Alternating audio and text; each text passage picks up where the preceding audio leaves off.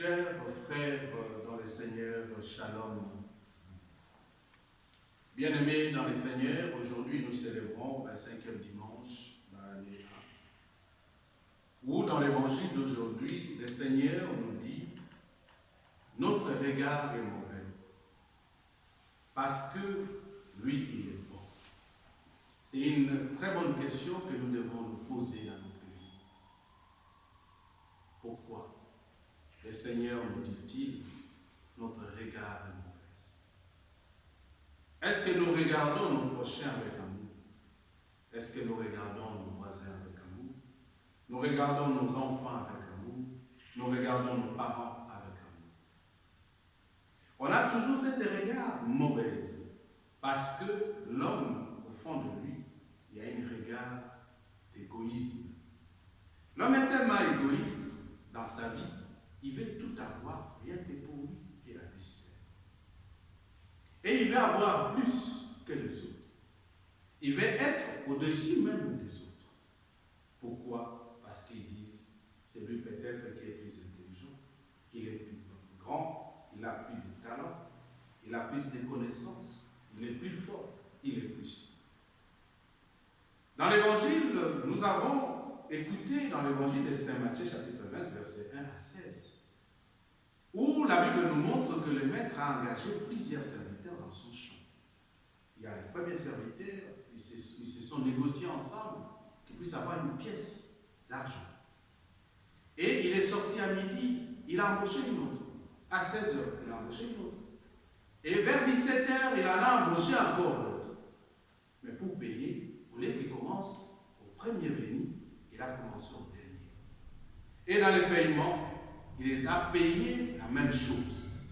Mais le dernier, le premier, comme il avait tellement travaillé toute la journée, il était si content, il attendait que le maître devait lui donner le plus que ceux qui étaient venus le soir. Mais par surprise, il a reçu la même pièce que les autres. Il s'est hérité. Il s'est hérité contre le même maître de ce domaine. Il dit, mais ces derniers venus, qu'est-ce qu'ils ont fait de spécial? Moi, j'ai passé toute ma journée en dessous du soleil, en tournant la terre. Mais comment pourrais-je avoir la même pièce avec eux?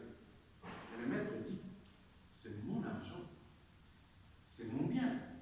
On s'est négocié avec toi une seule pièce. Moi, je vais donner à qui je veux. Qu'est-ce que je fais du mal en donnant à ces gens? Prends ce qui te dit et va-t'en.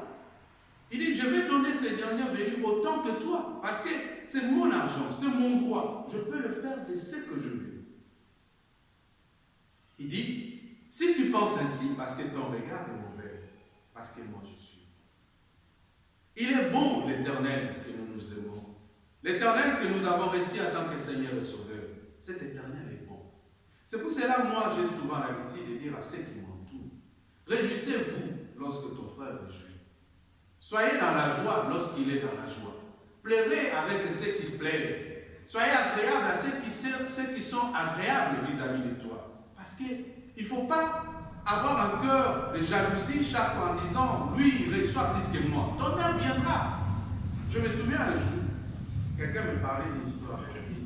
Il me dit « voilà ce que tu as fait, tu l'as aidé, voilà, il te dépasse ». Je lui ai dit « non, il ne me dépasse pas. Parce que moi, je n'ai pas son nom. Je n'ai pas sa corpulence, je n'ai pas son intelligence, je suis particulier. Donc mon tour viendra. Au moment venu, l'Éternel va me récompenser selon nous dit. Mais dit en fait, pour nous faire comprendre que Dieu bénit chacun à son heure et à son temps. Il a dit, c'est comme ça que ceux qui seront les premiers deviendront les derniers, et ceux qui sont devenus les derniers deviendront les premiers. Pourquoi? Parce que ça dépend de l'amour du maître. C'est lui qui donne la grâce et c'est lui qui donne la bénédiction. Au vrai, de quoi il s'agit cette parabole? Le patron, c'est un personnage centré dans cette parabole que nous voyons, qui adopte une double conduite dans son attitude. D'abord, il a l'observation de la justice dans son regard. Et le premier, il a été embauché en promettant les derniers une pièce d'argent. Il a embauché avec ce concept. Il existe certains salaires que le Seigneur donne à chacun pendant son travail. Le premier devoir, c'est être juste. La justice n'est rien d'autre, quelque chose de solide et de vrai dans notre vie. Parce que le patron, il était juste. Il n'a pas changé son accord. Il n'a pas changé le contrat qu'il avait fait avec le premier. Il garde toujours le même contrat. C'est-à-dire le contrat, ceux qui ont reçu le contrat du soir, le contrat du midi, le contrat reste toujours le même. Ça dépend du maître, comment il veut attribuer à chacun selon son dit.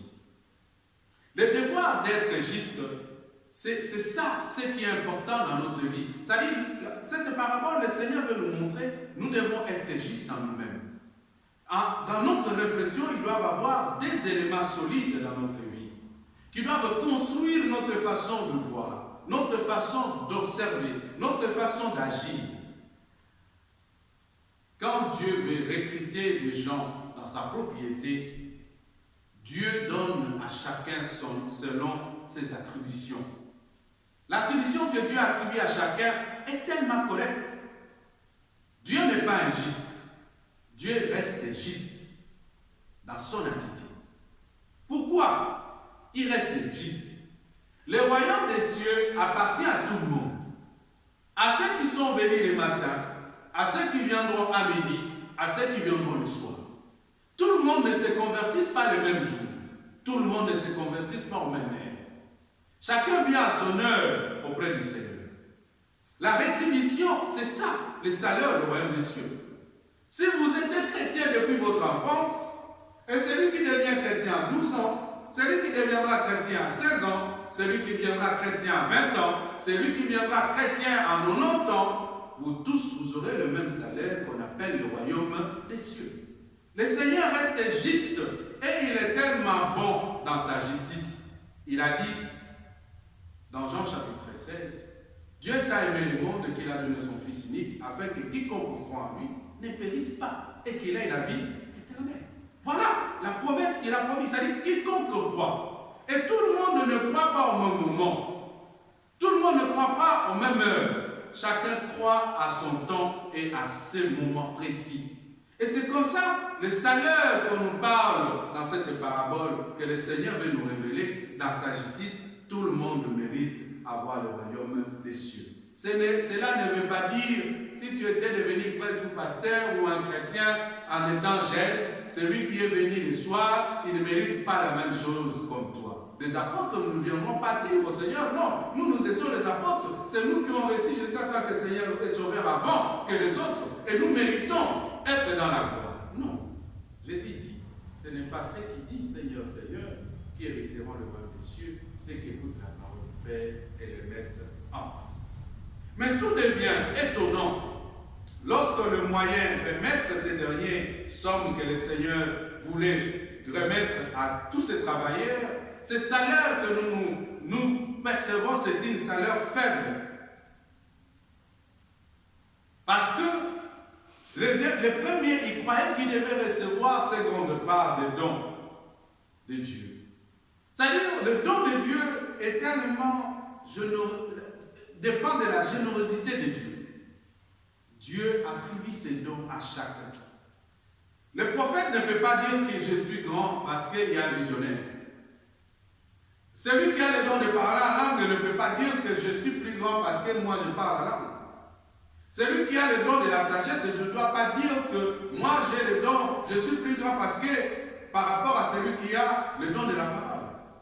Celui qui a le don de miracle ne doit pas dire que je suis plus grand parce que c'est par rapport à celui qui a le don de la guérison. Or, tous les dons restent les mêmes. Parce que celui qui attribue et celui qui motive et celui qui renforce ces dons, ce n'est que le Saint-Esprit. C'est pour cela que le Seigneur dit, nous tous, nous faisons partie du membre du corps du Christ. Chaque membre a ses fonctions. La main ne peut pas dire à la bouche, je te dépasse. Les yeux ne peuvent pas dire aux oreilles, je suis spécial plus que toi. Les pieds ne peuvent pas s'enorgueillir. Vous verrez que chaque partie de nos corps contribue à la survie de notre âme et de notre corps.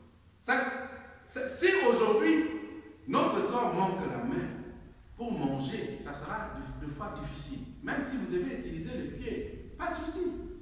Mais ça sera difficile. ça ne fera pas la même action que la main peut faire pour faire entrer la nourriture dans la bouche. Et le Seigneur veut nous faire comprendre qu'il est tellement généreux dans sa miséricorde et dans sa bonté. Et il y a un élément qui m'a interpellé, qu'on appelle la propriété de la vigne.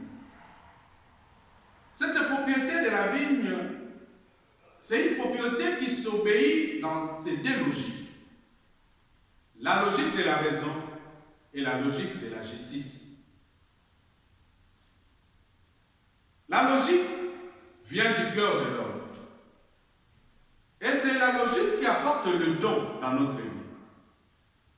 Tous deux sont tellement nécessaires. La personne qui réfléchit, la personne qui analyse les choses, tout en manquant la justice en lui, en manquant cet concept logique, cette personne est déjà perdue dans ses raisonnements. Dieu reste juste. Dieu reste logique. La justice de Dieu appartient par la rétribution que Dieu attribue à chacun.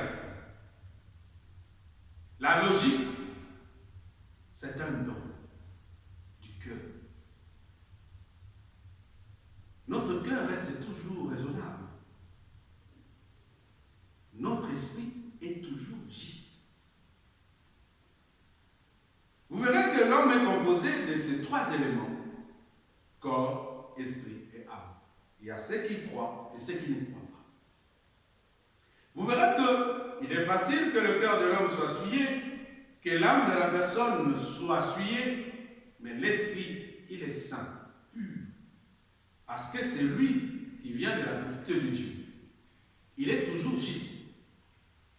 Je peux prendre cet exemple d'une situation amoureuse. Vous verrez que quelqu'un peut te dire oui. La raison me demande à rester juste. Mais selon la logique du cœur, j'ai envie de céder. Mais des fois, quand tu lui poses la question, pourquoi? Il te dit non, j'ai double identité. Parce qu'il y a quelque part, j'ai la raison. Et des fois, j'aimerais rester un peu quoi? Logique. La raison, il te dit non, par rapport à des raisons qui m'entourent, par rapport à la situation de ma vie, j'aimerais quand même rester juste, je ne peux pas te donner l'argent que je te dois.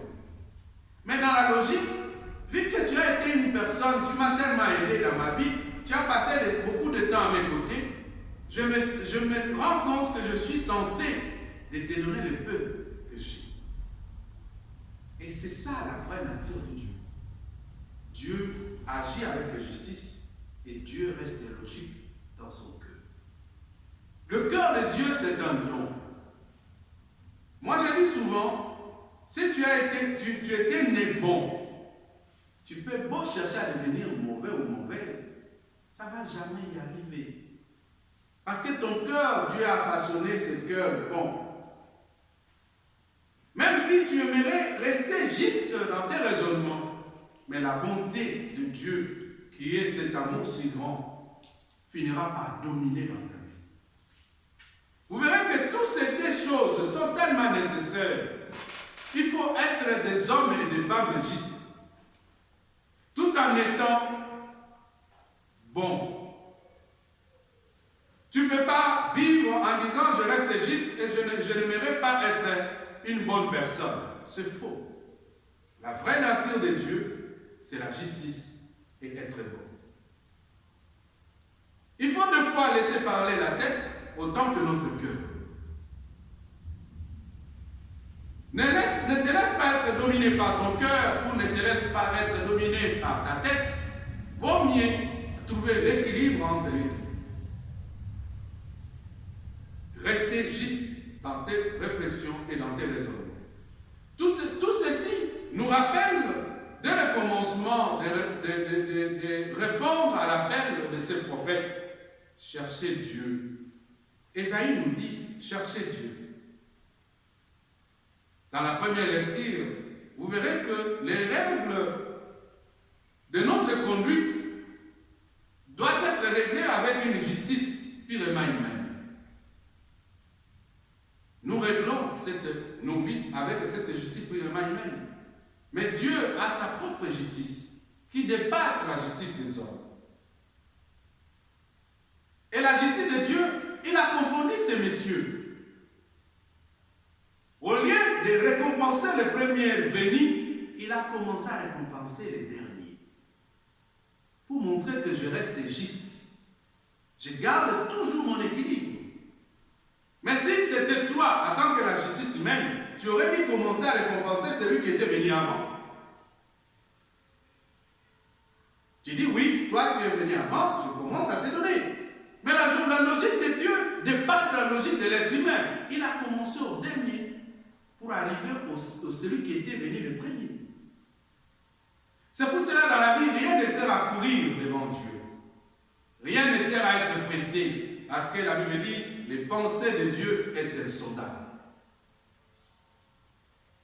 Un jour, j'étais assis. J'ai commencé à regarder le parcours de ma vie depuis mon enfance jusqu'à l'âge que j'ai aujourd'hui. J'ai regardé certaines choses qui se sont passées dans ma vie. Des déceptions, des règles, un certain moment où je pleurais même dans ma vie. Mais quand je suis resté, j'ai essayé de regarder toutes ces choses qui se sont passées dans ma vie un peu plus loin. Chercher à avoir un peu le regard de l'aigle. Un certain moment, je me dis, mais j'étais idiot. Pourquoi je pleurais? Parce que je me suis dit, si j'étais resté dans cette situation que je vivais auparavant, peut-être je n'aurais pas dû avoir une telle situation que j'ai actuellement. Peut-être si je m'étais attaché avec ces choses qui me tenaient tellement à cœur, peut-être je n'aurais pas dû avoir ce que j'ai aujourd'hui. Du coup, j'ai dit, Dieu, tu es merveilleux. Mais le fait que j'étais ignorant, je ne comprenais pas de quel message que tu me transmettais et qu'est-ce que tu voulais me faire comprendre. Deux fois, on s'attache à certaines choses qui n'ont plus son importance dans notre vie. Or, deux fois, ces choses à laquelle nous nous accrochons, ça ne nous aide pas à grandir spirituellement, à progresser. Je vais vous dire, Dieu est tellement sage. Même nous, surtout ceux qui sont parents, ils ont cette attitude. Lorsqu'on veut donner du pain à un enfant qui tient le couteau, la première des choses, on retire d'abord quoi? Le couteau qu'il a, et après on lui donne du pain. Peut-être que les choses que nous traversons dans notre vie, Dieu veut nous bénir autrement. Il veut d'abord que nous puissions quitter dans la situation à laquelle nous vivons pour qu'il puisse nous ramener vers une grande bénédiction qui nous attend. Mais des fois, comme on a toujours le regard des hommes, on s'accroche. Des fois, on se bat à des choses qu'on ne peut pas se battre. Pourquoi? Parce que nous disons des fois notre vie est finie. Parce que nous nous disons, oui, c'est fini. Parce que peut-être cette personne qui vit dans ma vie, s'il n'est plus là, ma vie est foutue. Qui te dit que ta vie est foutue? Parce que Dieu est tellement merveilleux. Il peut faire certaines choses. Moi, j'aime bien, des fois, je me pose la question, est-ce qu'on prend le temps de lire même la Bible? Dans 2 Rois, où Dieu, à travers son prophète Élisée, Dieu a rendu la chair aux os desséchés. Il y avait le squelette d'un mort. Dieu, il a envoyé son prophète. Le prophète a fait la prière et la chair a commencé à se renaître, à se composer sur l'os. La Bible dit, tout est possible en Dieu, tout est possible à celui qui croit en Dieu. Qui croyait à ce moment que sur cet os-là, renaîtra-t-il de la chair? Personne. Bien-aimés dans le Seigneur, réfléchissons. Les pensées de Dieu est tellement compliqué par rapport à notre entendement en tant que les êtres humains. Si tu n'as pas l'Esprit de Dieu, il est très difficile que tu comprennes le mystère de Dieu. Des fois, les gens que Dieu débarrasse tout autour de toi, là, que toi tu t'accroches, peut-être Dieu est en train de forger une nouvelle chemin pour toi, une nouvelle rencontre dans ta vie. de rencontrer peut-être des bonnes personnes qui sont plus que des personnes qui t'entourent maintenant, qui te causent des préjudices, qui te causent des problèmes. Mais toi, tu t'accroches toujours, de fois parce que tu as besoin de se sentir aimé, de se sentir considéré. Donc, le mérite, sommes-nous des ouvriers? Au bout des ouvriers, nous méritons presque la même chose par rapport aux ouvriers de Rosemère. Arrêtons de nous inventer en disant c'est nous qui sommes tellement fidèles à Dieu. Non, tu ne seras pas récompensé parce que tu dis tu es le véritable fidèle. Mais celui qui viendra le soir, peut-être il sera plus que fidèle que toi. Parce que vous verrez que même dans nos églises aujourd'hui, il y a ceux qui croient, ceux qui se disent chrétiens.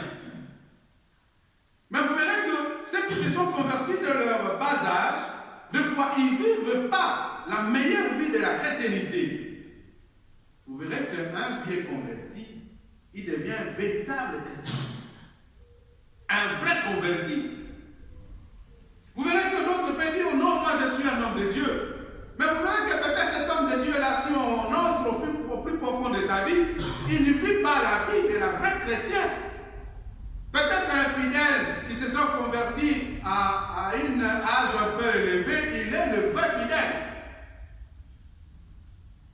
Dieu nous demande de ne pas s'inventer. Il est important, c'est que nous connaissons que Dieu est comme celui qui est le premier à nous aimer. Dieu, il est la première personne qui nous a aimés. Personne d'autre ne pourra nous aimer plus que Dieu. Et ce n'est pas nous qui commençons à aimer Dieu. C'est Dieu qui d'abord qui a commencé à nous aimer.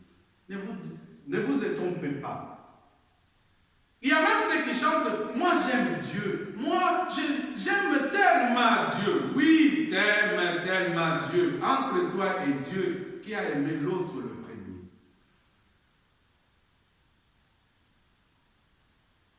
Bien-aimés dans le Seigneur.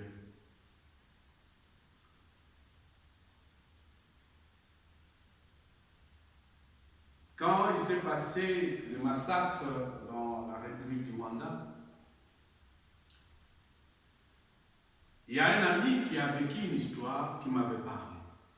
Il dit, les gens qui décapitaient les gens, les victimes, ils sont entrés dans l'église. Il y avait les fidèles, il y avait les religieuses, il y avait un prêtre. Le monsieur est venu, il dit, parmi vous, qui aime Jésus? Et celui qui dira qu'il aime Jésus, on va lui couper la tête. Dans ce grand ensemble, tout le monde nous a pointé du doigt au prêtre. Tous ces fidèles, personne n'a osé lever le doigt en disant, moi j'aime quoi? Jésus. Il a dit, c'est lui le prêtre qui aime Jésus. Et le prêtre a dit, moi j'aime Jésus. On l'a coupé la tête.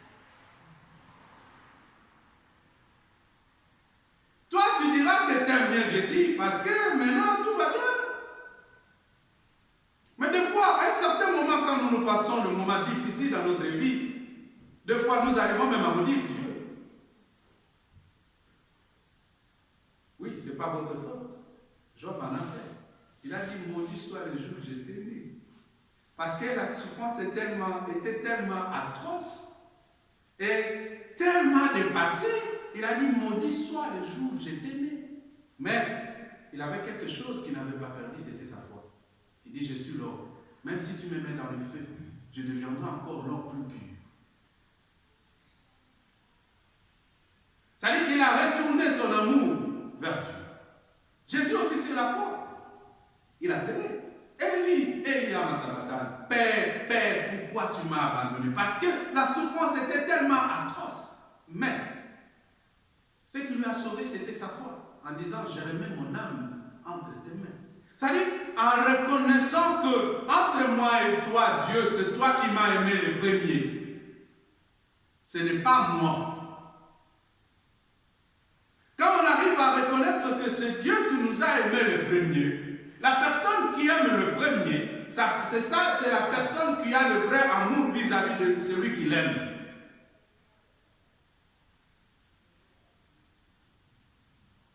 Vous verrez.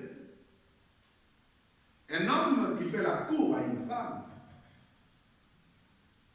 c'est différent lorsqu'une femme fait la cour à un homme.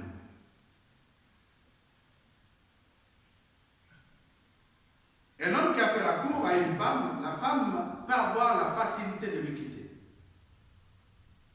Mais si c'est une femme qui avait fait la cour à un homme, c'est très difficile qu'il puisse quitter cet homme. Parce qu'elle avait des raisons pour lesquelles elle avait choisi cet homme.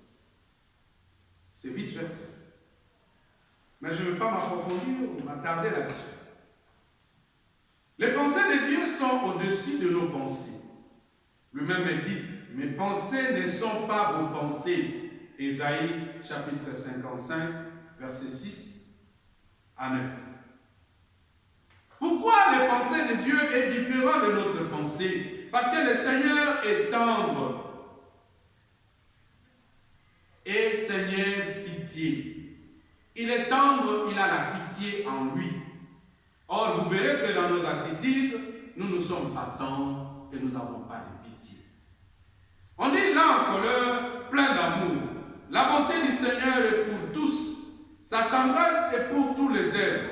Le Seigneur est juste, tout le voit fidèle et de tout ce qu'il fait. Il reproche de tous ceux qui invoquent, de tous ceux qui l'invoquera en vérité. Il est tendre, il est bon, plein d'amour. Il est proche par rapport à tous ceux qui l'invoquent. Et surtout, ceux qui l'invoquent en vérité. L'Éternel ne change pas. Son pensée, ce n'est que pensée d'amour, pensée de bonté, pensée de tendresse.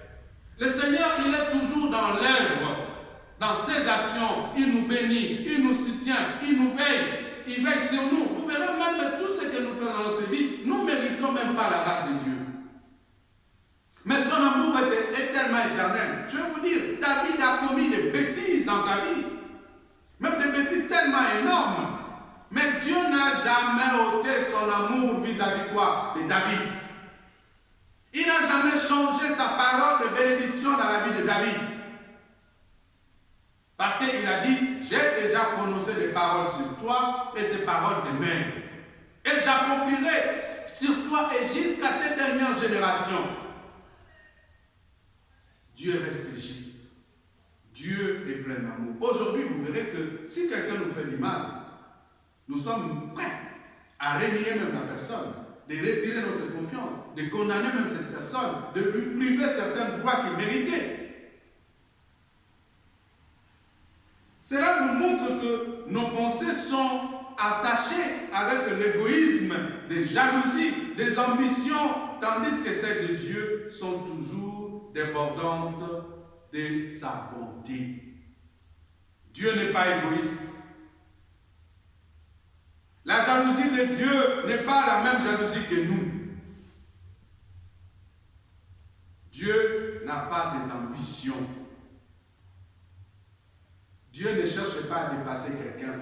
Dieu ne cherche pas à être supérieur à quelqu'un.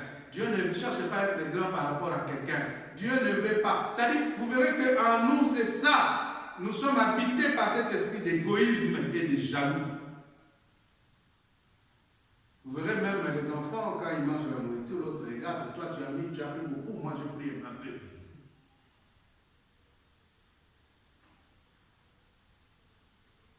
Allez essayer dans vos expériences, si vous avez plusieurs enfants à la maison, prends la marmite, mets sur la table, dis aux enfants, servez-vous. Et regardez comment ils vont s'en servir. Vous verrez que chacun va d'abord songer à prendre une grande part pour lui. C'est l'égoïsme. Et je vais vous dire, l'égoïsme est la mère du péché. L'égoïsme, c'est ce qui a commencé dans le jardin d'Éden. L'égoïsme, c'est ce qui a poussé que Dieu puisse se séparer avec Satan. Parce que vous savez que Satan a péché contre Dieu par rapport à quoi? Tout le monde va vous dire, c'est la désobéissance, Satan s'est révolté. Non, qu'est-ce qui a poussé Satan s'est révolté? C'était son égoïsme. Moi, j'ai dit, l'égoïsme est la mère du péché. Parce que quand Dieu lui a dit, créons l'homme à notre image, à notre ressemblance, Et toi, tu seras au service quoi de cet homme. Satan s'est regardé, il dit beau que je suis. Et en plus, je suis léger. Je peux parcourir l'univers comme je veux. Mais cet algèbre ici, tellement lourd. Et lui, moi je ne suis pas dans l'image de Dieu. Lui deviendra l'image quoi? De Dieu. Oh non, non, non, non, non, non, non, non, non. Moi, c'est moi qui devais être à la place d'Adam et quoi? Et Ève. Maintenant, ils verront. Je vais le faire chuter. C'est l'égoïsme. Et vous verrez que deux fois, tous les péchés que vous avez commis dans vos vies, c'est ça. La base, c'était égoïste. Parce que c'est l'égoïsme qui engendre la jalousie.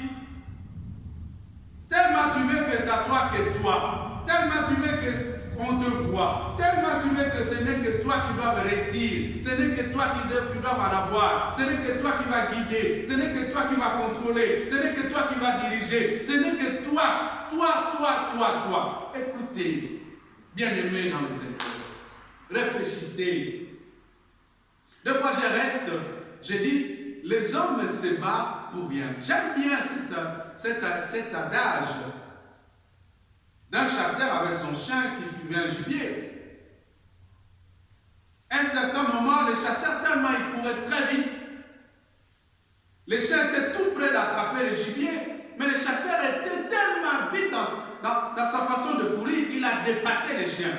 Les chiens disent, oh, aujourd'hui, le maître il va attraper le gibier, on va manger. Le maître, tellement il courait vite, il a dépassé même le gibier. Posez-vous la question, qu'est-ce que le maître est en train de poursuivre? Du vent.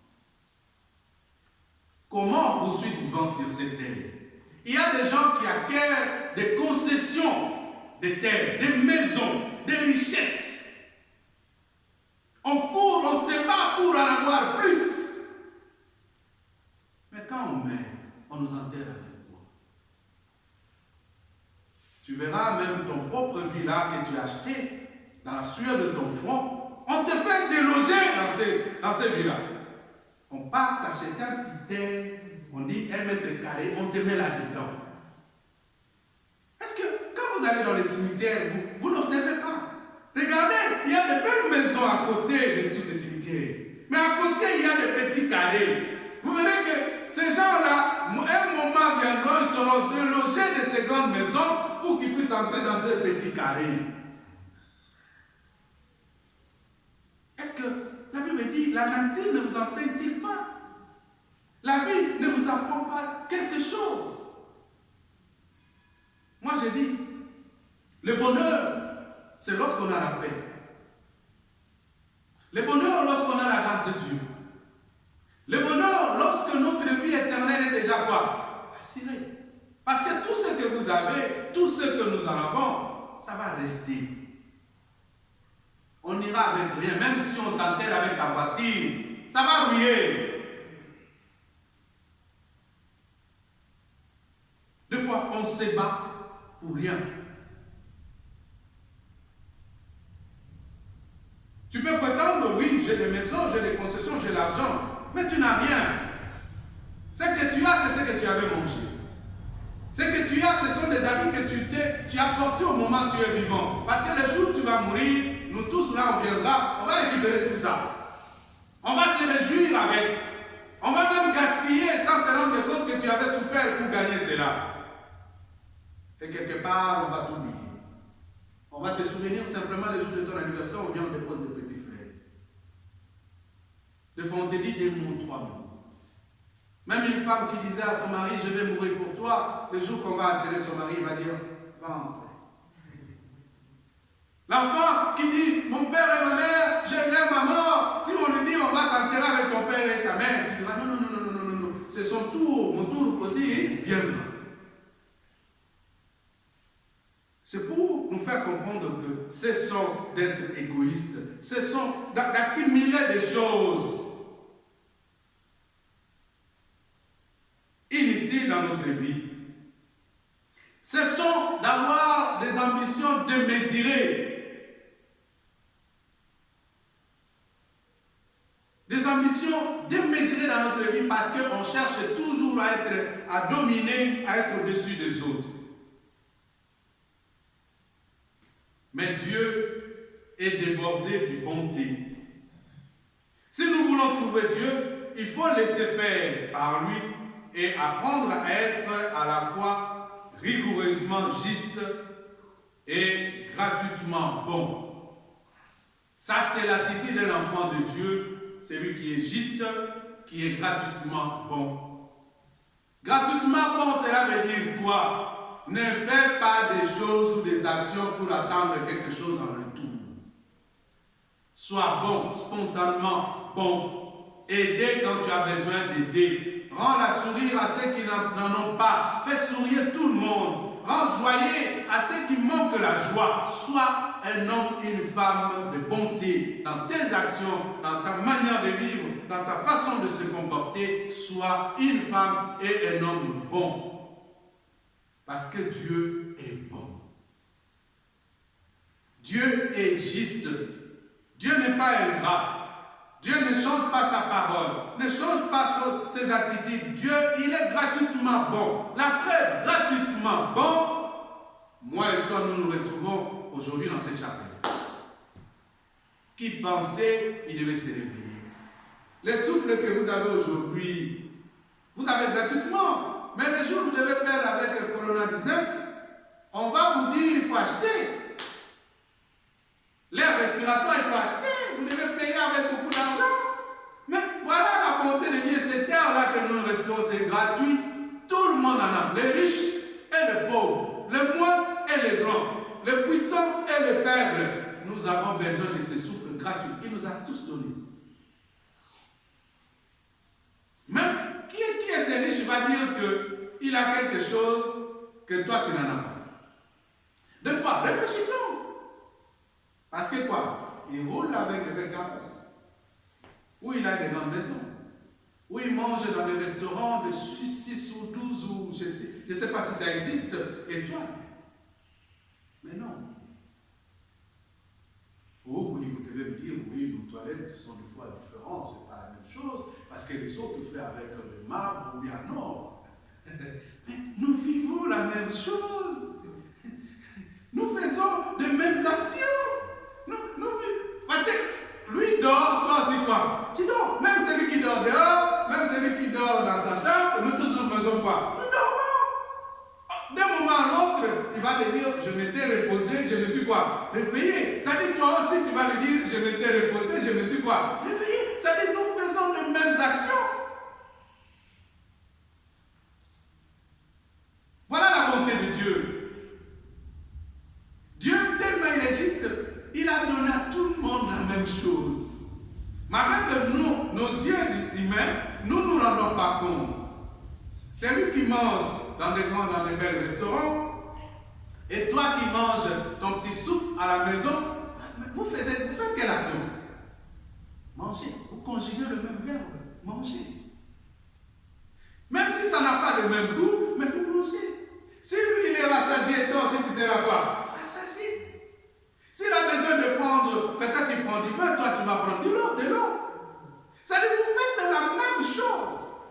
C'est à cet endroit-là que si l'homme s'ouvre spirituellement, il va comprendre que Dieu est tellement bon. Il est tellement quoi? Juste. Il n'a pas fait ceux qui sont plus grands ou ceux qui sont quoi? Plus petits. C'est le monde qui a établi tout ce monde d'hierarchie. Dieu est bon, il demande d'être bon. C'est pour cela, dans la bonté de Dieu, quand Saint Paul a compris, il dit, pour moi, c'est vivre, c'est le Christ. Parce qu'il s'est rendu compte que tout ce que je cherche là, ce sont des choses éphémères, passera. Parce que la Bible dit, quand le parfait viendra, tout passera. Des maisons, des voitures, des maris, des femmes, des chéris et des amis, tout ça, ça va passer. C'est Paul a compris. Il dit, il est admirable. Vivre de cette façon, ce qui est important, c'est chercher plus. Car il ne cherche pas ses plus, parce qu'il a trouvé Dieu en Jésus. C'est pour cela qu'il n'hésite pas de devoir de vivre dans ce monde parce qu'il n'a plus rien, dit-il, quelque chose d'important. Pour lui, il voulait retourner, aller très vite rencontrer son Seigneur et rester à ses côtés. La Bible nous dit dans l'Apocalypse, l'histoire de Nouvelle Jérusalem. On dit là, il n'y aura ni ride, ni querelle, ni sourire, ni plaire, ni malheur, ni souffrance. Il n'y aura que la paix, l'amour et la joie. Là où tout le monde sera habillé en blanc et tout le monde va commencer à adorer Dieu en disant tu es saint, tu es saint, tu es saint, tu es digne de mériter la gloire. C'est-à-dire qu'on n'aura plus besoin d'aller travailler pour acheter des habits. On n'aura plus besoin d'acheter des maisons. On n'aura plus besoin d'accumuler des richesses. On n'aura plus besoin de dire celui-là il doit être grand ou celui-là doit être puissant. On ne va plus dire celui-là il est plus intelligent ou plus belle que moi, plus joli ou plus beau. On ne dira plus tout ça. On sera dans la paix totale. Même la maladie, le coronavirus, là-bas, ça ne va plus exister. Saint Paul a compris tout ça. Il dit, vaut mieux que je parle, parce que ça ne sert plus à rien de vivre dans ce monde. Écoutez, des besoins que tu avais hier, aujourd'hui tu n'en as pas. Il y a une chose que les gens ne nous ont jamais compris. Chaque jour, nous répétons toujours la même chose. Chaque jour, nous faisons toujours les mêmes actions. Observez votre vie. Est-ce que vous avancez ou vous tournez en rond? Hier, quand vous êtes réveillé le matin, peut-être vous avez eu certaines raisons. Vous êtes allé faire. Vous êtes allé brosser les dents. Vous êtes allé dans la douche. Vous êtes lavé. Vous avez pris les habits. Vous avez porté. Vous avez déjeuné. Même si vous avez changé de forme de déjeuner, vous avez dit non, aujourd'hui je vais prendre le fruit, mais vous avez appliqué la même action, déjeuner. À midi, vous avez eu un petit creux, vous avez mangé quelque chose. Et le soir, vous avez fini votre travail, vous avez dormi. Et aujourd'hui, le matin, vous avez commencé la même voie, la même chose. Et après, qui va dire qu'il est venu? Nous tournons toujours. On répète toujours la même voie, la même chose. Nous parlons, vous verrez que, essayez des fois, prenez un enregistreur, essayez de vous enregistrer, vous verrez que des fois, toute votre vie, vous répétez toujours la même chose. Vous étiez avec Janine, vous avez parlé de la même histoire. Vous avez vu Paul, vous avez parlé de la même histoire. Vous avez vu Jacques, vous avez parlé de la même histoire. Ça dit, vous n'évoluez pas, on tourne toujours quoi? Ah bon? C'est Paul comprenant tout ça, il dit, je ne vois plus quelque chose d'utile dans ce monde, vaut mieux que je puisse partir, parce que là où j'irai, j'aurai tout ce qu'il faut.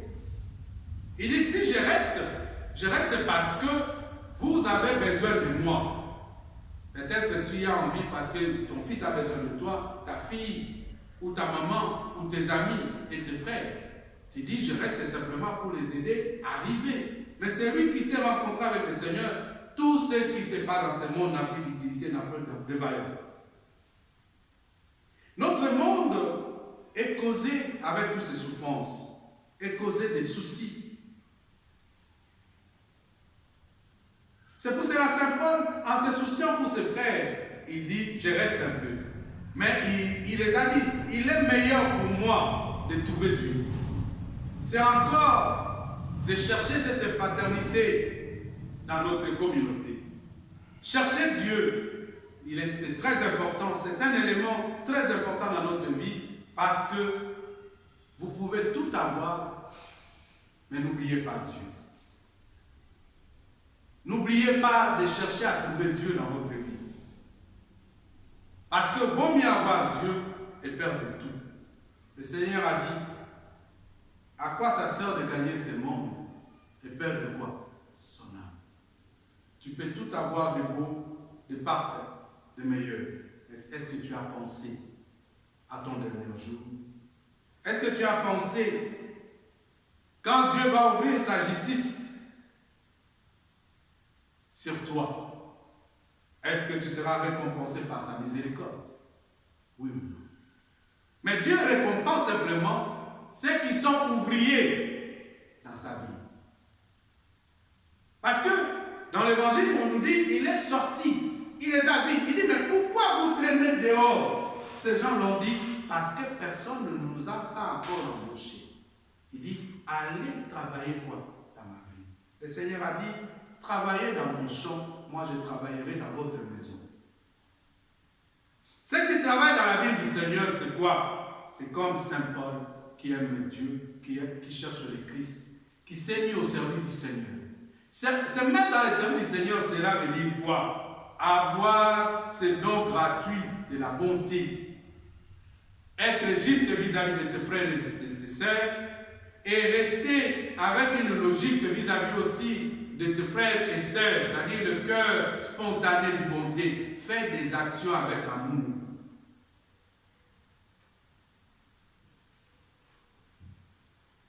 Quand nous faisons nos actions avec amour, c'est ça qui va nous amener à la vie éternelle. Je vais vous dire, Dieu ne jugera pas des gens parce qu'il y a des gens qui ont vendu des drogues ou ils ont volé. Ou ils étaient des femmes de vitrine. Non. Ou ils étaient des magouilleurs. Non.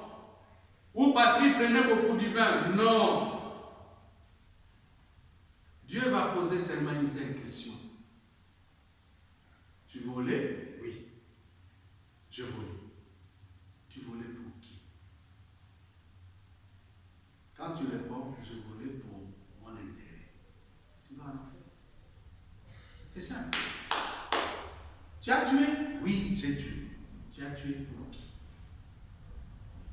Oh, j'ai tué parce que j'avais faim. En enfer. Parce que la raison, réfléchissez. Est-ce que les militaires qui font la guerre contre notre pays, ils vont en enfer? Non. Parce qu'ils ont tué par rapport à une cause. Ils se sont sacrifiés pour sauver la vie quoi? De leurs frères et sœurs. Ça veut dire que c'est par acte d'amour qu'ils se sont sacrifiés pour protéger leur territoire, protéger des vies.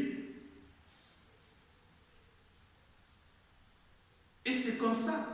Tout ce que tu fais dans ta vie, des fois tu crois bien faire, mais tu es dans le péché. Parce que tu le fais avec égoïsme et sans amour. C'est pour ça que le Seigneur dit, vous priez, mais vous ne recevez pas. Parce que vous ne savez pas prier, vous priez avec le mauvais cœur. Votre cœur d'égoïsme, c'est-à-dire que tu pries pour que toi-même, tu puisses être béni, que les autres ne soient pas bénis. Ce genre de prière, Dieu ne te bénira jamais.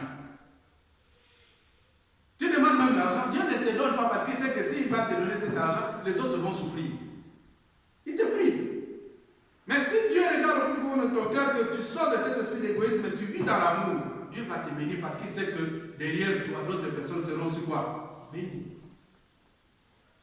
Vivons dans ce concept d'amour. Soyez spontanés. Posez d'actes d'amour dans notre vie. Même dans Matthieu chapitre 12, si ma mémoire est bonne, il dit, n'haïssez pas vos ennemis. Aimez-les. Soyez doux comme colombe. Risez comme un serpent. L'amour doit primer dans notre vie. Parce que Dieu est amour. Ceux qui ont les oreilles, qu'ils entendent, ceux qui ont le cœur, qui les gardent, ceux qui ont la volonté, qui le mettent en